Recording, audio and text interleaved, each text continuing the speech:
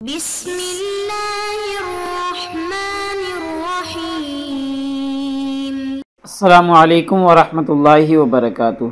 बिस्मिल्लाहिर्रहमानिर्रहीम। अज़ीज़ तलबाए किराम, एम.ए. इस्लामियात के मज़मून फ़िक़्ह व उसूलुल फ़िक़्ह का आज हमारा सबक नंबर 114 है, जिसका उन्वान है किताबु तलाक़ अल जुमलतुस सानिया। इंशाअल्लाह आज हम फ़सबबुल ख़िलाफ़ से पढ़ेंगे। तो नया सबक शुरू करने से पहले हम पिछले सबक यानी सबक नंबर 113 का ख़ुलासा देखते हैं। पिछले सबक में हमने सबसे पहले इबारत का तर्जुमा और इबारत की मुख्तसर तशरीह पढ़ी थी, और तशरीह के दौरान हमने कुछ चीज़ों की वजाहत की थी, जिनमें पहली जो चीज़ थी, पहली जो बात थी, वो 7वां कौल था कि 7 कौल तहरीम के बारे में मुसन्निफ़ ने ज़िक्र किए थे कि अगर किसी ने अंत आले या हरामुन के अल्फाज बोलकर बीवी को तलाक देने की कोशिश की, तो इस बात में फ़ुक़हा के मुख्तलिफ़ अक़वाल हैं। तो मुसन्निफ़ ने 7 अक़वाल ज़िक्र किए थे। तो 7वां कौल हमने पिछले सबक में पढ़ा था कि ये ऐसे ही है जैसे पानी को अपने ऊपर हराम करना। जैसे अल्लाह ताला ने किसी भी हलाल चीज़ को, खाने पीने की चीज़ को अपने ऊपर हराम करने से मना किया है। जैसे अल्लाह ने फरमाया ला तुहर्रिमू मिन तय्यिबाति मा अहल्लल्लाहु लकुम, कि जो चीज़ें तुम्हारे लिए पाकीज़ा हैं, तुम्हारे लिए हलाल ठहराई गई हैं, उनको अपने ऊपर हराम ना करो।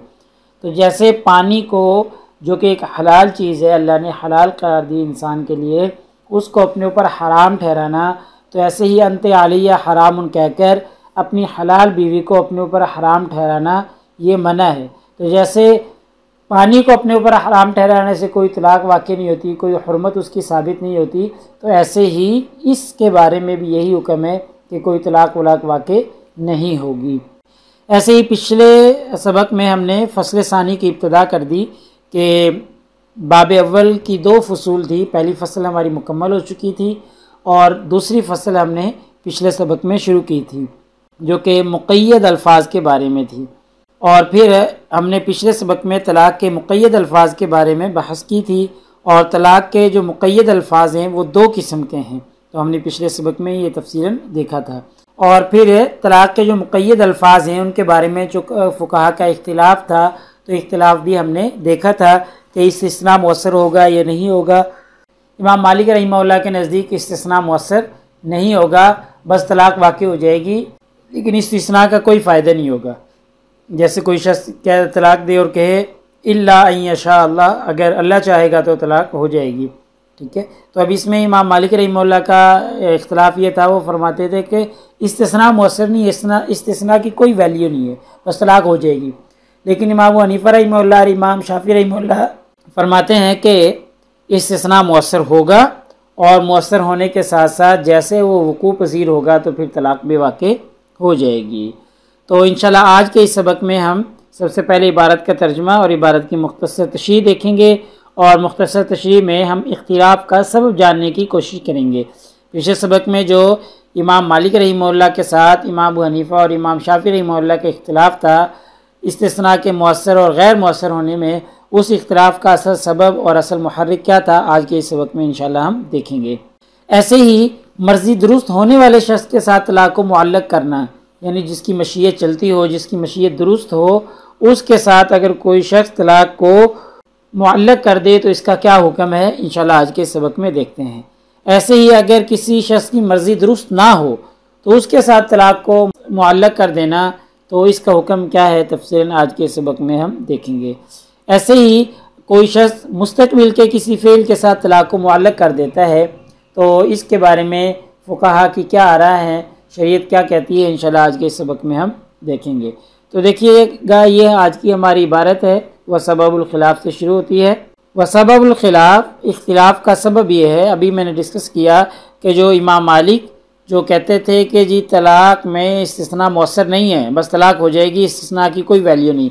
इमाम शाफ़ी, इमाम अबू हनीफा रहमहुल्लाह फरमाया करते थे कि इस्तिस्ना भी मुअस्सर होगा। तो इस इख्तिलाफ़ का सबब क्या है, सबब है हल यतअल्लक़ुल इस्तिस्नाउ बिल अफ़आलिल हाज़िरतिल वाक़िअती, यानी जो मौजूदा अफ़आल का इस्तिस्ना है, क्या इसका ताल्लुक़ ऐसा ही का ताल्लुक़ ही बिल अफ़आलिल मुस्तक़बिलती, जैसे मुस्तकबिल के अफ़आल के साथ इसको मुअल्लक़ करना, यानी इस्तिस्ना को जैसे मौजूदा अफ़आल के साथ मुअल्लक़ कर सकते हैं, तो क्या ये ऐसे ही है? ऐसे ही इसको मुस्तकबिल के अफ़आल के साथ भी मुअल्लक़ कर सकते हैं। औ ला यतअल्लक़ु, या मुअल्लक़ नहीं कर सकते। ठीक है, यानी असल सबब और मुहर्रिक ये है कि इसमें इख्तिलाफ है कि जी इस्तिस्ना को अफ़आल हाज़िरा के साथ मुअल्लक़ कर सकते हैं या नहीं कर सकते, जैसा कि अफ़आल मुस्तकबिला के साथ, यानी मुस्तकबिल के किसी फ़ेल के साथ इस्तिस्ना को मुअल्लक़ किया जाता है। तो वज़ालिका अन्न तलाक़ा हुआ फ़िअलुन हाज़िरुन, हालांकि आपको पता है कि तलाक़ जो है हुआ फ़िअलुन हाज़िरुन, वो फ़ेल हाज़िर है, वो मौजूदा फ़ेल है। फ़मन क़ाल ला यतअल्लक़ु बिही, वो फ़ुक़हा जो कहते हैं कि इसको मुअल्लक़ नहीं कर सकते, यानी जो मौजूदा अफ़आल हैं उनके साथ इस्तिस्ना को मुअल्लक़ नहीं किया जा सकता। ला यतअल्लक़ु बिही, वो कहते हैं कि जी इस्तिस्ना को फ़ेल हाज़िर के साथ नहीं मुअल्लक़ कर सकते। तो क़ाल, वो फरमाते हैं ला युअस्सिरुल इस्तिस्नाउ, तो फिर इस्तिस्ना भी मुअस्सर नहीं होगा। ये इमाम मालिक रहमहुल्लाह का मसलक था। वला इश्तिरातुल मशीयति फ़ी तलाक़ी, और तलाक़ में ना तो फिर मशीयत की शर्त चलेगी, यानी मशीयत भी फिर यानी मर्ज़ी जो है उसकी भी कोई शर्त मुअस्सर नहीं होगी। यानी वो फ़ुक़हा जिनके नज़दीक ला यतअल्लक़ु बिही, फ़ेल हाज़िर में इस्तिस्ना नहीं हो सकता, उनके नज़दीक बात हो रही है, और वो इमाम मालिक रहमहुल्लाह है। वमन क़ाल यतअल्लक़ु बिही, और वो फ़ुक़हा जो कहते हैं कि फ़ेल हाज़िर में इस्तिस्ना हो सकते हैं, यानी फ़ेल हाज़िर मौजूदा फ़ेल के अफ़आल में से किसी फ़ेल के साथ इस्तिस्ना किया जा सकता है। तो क़ाल युअस्सिरु फ़ीही, वो कहते हैं कि तलाक़ में ये मुअस्सर होगा, यानी इस्तिस्ना तलाक़ में मुअस्सर होगा। यहाँ तक ये इख्तिलाफ़ का सबब हमारा मुकम्मल हो चुका है कि ये देखा जाएगा कि जिन फ़ुक़हा के नज़दीक अफ़आल हाज़िरा में इस्तिस्ना हो सकता है तो उनके नज़दीक तो तलाक़ में इस्तिस्ना मुअस्सर होगा, जिनके नज़दीक नहीं हो सकता तो उनके नज़दीक फिर मुअस्सर भी नहीं होगा। वम्मा इन अल्लक़ तलाक़ा बिमशीयति मन तसीह मशीयतुहु, और अगर तलाक़ को मुअल्लक़ किया ऐसी मर्ज़ी के साथ मन तसीहा मशीयतुहु, जिस शख्स की मर्ज़ी दुरुस्त हो, यानी जिस शख्स की मर्ज़ी चल सकती हो, वो ऐसे शख्स की मर्ज़ी के साथ तलाक़ को मुअल्लक़ किया। यानी कोई शख्स कह देता है कि अपनी बीवी कहता है कि तुझे तलाक़ है, अगर अकरम चाहे, यानी अकरम चाहेगा तो तुझे तलाक़ हो जाएगी, और अकरम सही आदमी है, मुकल्लफ़ आदमी है, बालिग है, आकिल है, ठीक है, हर किस्म की उसमें मुकल्लफ़ होने की शराइत पाई जाती हैं, तो इसकी मर्ज़ी दुरुस्त है। तो अगर ऐसे शख्स की मर्ज़ी के साथ मुअल्लक़ कर दिया तलाक़ को, व युतवस्सलु इला इल्मिहा, और औरत को इसका इल्म भी हो, ठीक है, यानी किस शख्स की मर्ज़ी के साथ मुअल्लक़ करार दिया है, औरत को उस शख्स के बारे में इल्म भी हो। फ़ला खिलाफ़ फ़ी मज़हब मालिकिन, इमाम मालिक रहमहुल्लाह के मज़हब में इस बारे में कोई इख्तिलाफ़ नहीं है, यानी इस बारे में उनका कोई इख्तिलाफ़ नहीं है कि अगर ऐसे शख्स की मर्ज़ी के साथ मशीयत के साथ मुअल्लक़ किया जिसकी मशीयत दुरुस्त है, तो इस बारे में इमाम मालिक रहमहुल्लाह के मसलक में कोई इख्तिलाफ़ नहीं है कि अन्न तलाक़ यक़िफ़ु अला इख्तियार अल्लज़ी उल्लिक़ तलाक़ बिमशीयतिही, कि तलाक़ मौक़ूफ़ होगी उस इख्तियार पर उल्लिक़ तलाक़ बिमशीयतिही, जिस मशीयत के साथ तलाक़ को मुअल्लक़ किया है, यानी जिस शख्स की मर्ज़ी के साथ तलाक़ को मुअल्लक़ किया है उस शख्स की मर्ज़ी के ऊपर तलाक़ मौक़ूफ़ हो जाएगी। अगर वो शख्स तलाक़ चाहेगा तो तलाक़ हो जाएगी, अगर वो तलाक़ देना नहीं चाहेगा तो फिर तलाक़ नहीं होगी। बस ये सीधा सा मसला है। इमाम मालिक रहमहुल्लाह के मसलक में इसमें कोई इख्तिलाफ़ नहीं है। ये बस याद रखना है आपने कि ये वो सूरत है जिसमें मर्ज़ी दुरुस्त हो, ऐसे शख्स की मर्ज़ी के साथ मुअल्लक़ किया जाए।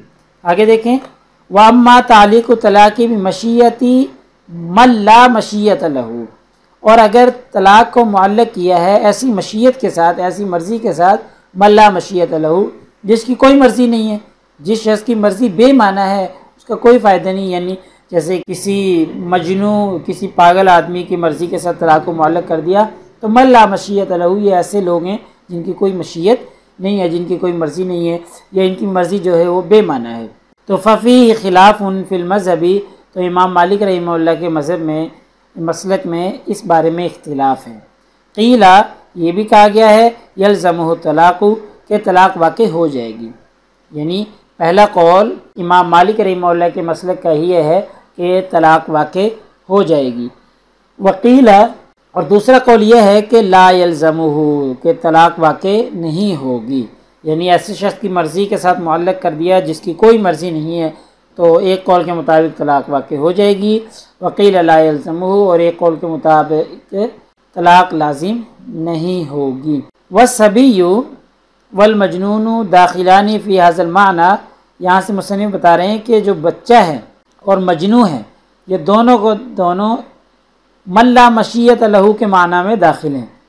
यानी बच्चा और मजनू दोनों ऐसे लोग हैं कि जिनकी कोई मर्ज़ी नहीं है, इनकी मर्ज़ी बेमाना है, इनकी मर्ज़ी का कोई फ़ायदा नहीं है।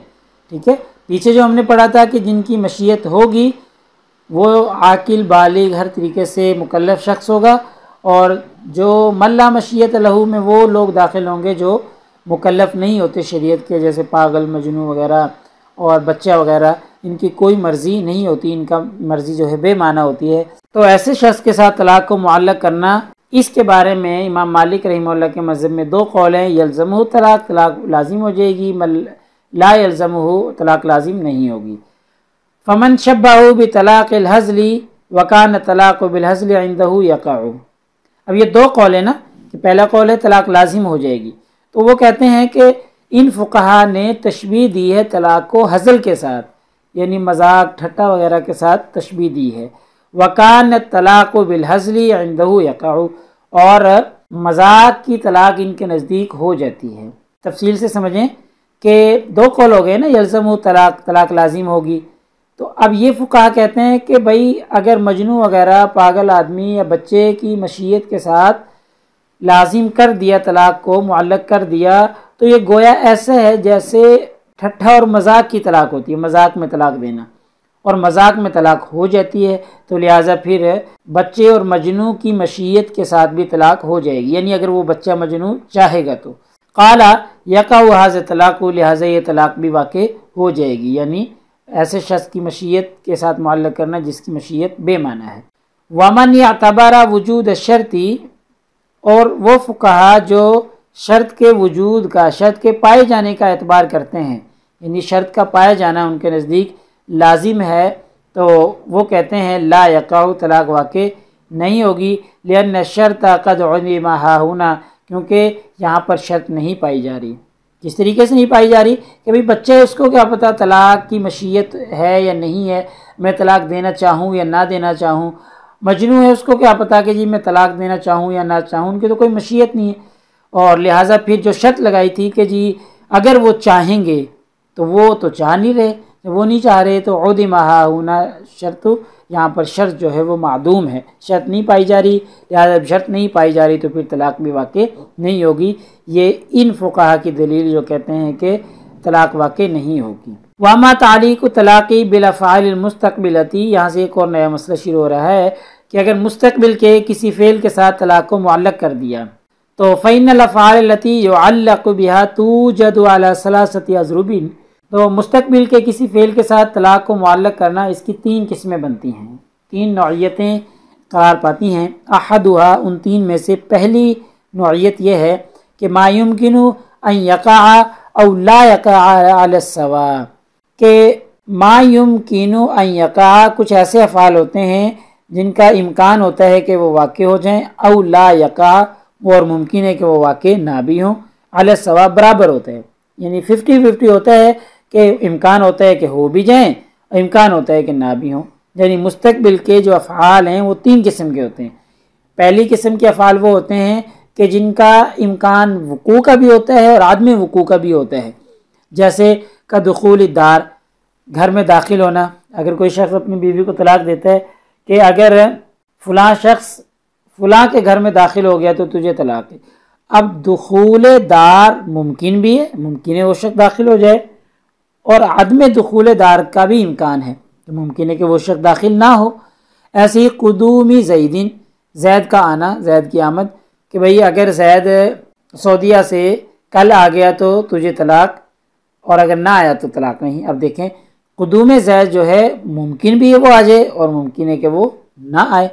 ठीक है, तो ये 50-50 होता है इनका इम्कान होता है कि जी वाक़ हो जाए और ये भी इम्कान होता है कि वाक़ ना हो। तो फ़हाज़ा यक़िफ़ वक़ूअ तलाक़ फ़ीही अला वजूद शर्ती बिला खिलाफ़िन, तो लिहाजा तलाक़ मौकूफ़ होगी शर्त के पाए जाने पर, यानी जब तक शर्त नहीं पाई जाएगी तब तक तलाक़ नहीं होगी, जब शर्त पाई जाएगी तो तलाक़ वाक़ हो जाएगी बिला खिलाफ़िन, बग़ैर इख्तिलाफ़ के, इसमें कोई इख्तिलाफ़ नहीं है।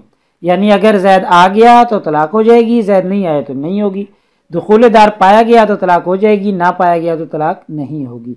तो तालीक़ु तलाक़ बिल अफ़आल मुस्तक़बिला, यानी मुस्तक़बिल के अफ़आल के साथ तलाक़ को मुअल्लक़ करना, इसकी 3 किस्में हैं।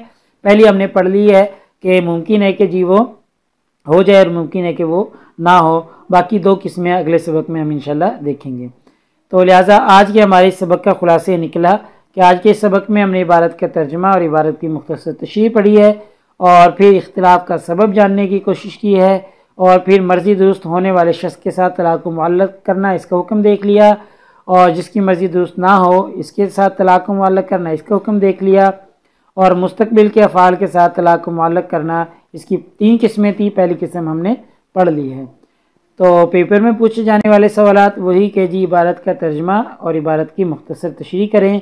ऐसे ही इंशाअल्लाह अगले सबक नंबर 115 में हमारा यही उन्वान चलता रहेगा, किताबुत तलाक़ अल जुमलतुस सानिया व अम्मा मा ला बुद्दा मिन वक़ूഇही से इंशाअल्लाह हम आगे दूसरी किस्म मुस्तक़बिल अफ़आल के साथ तलाक़ को मुअल्लक़ करने की पढ़ेंगे।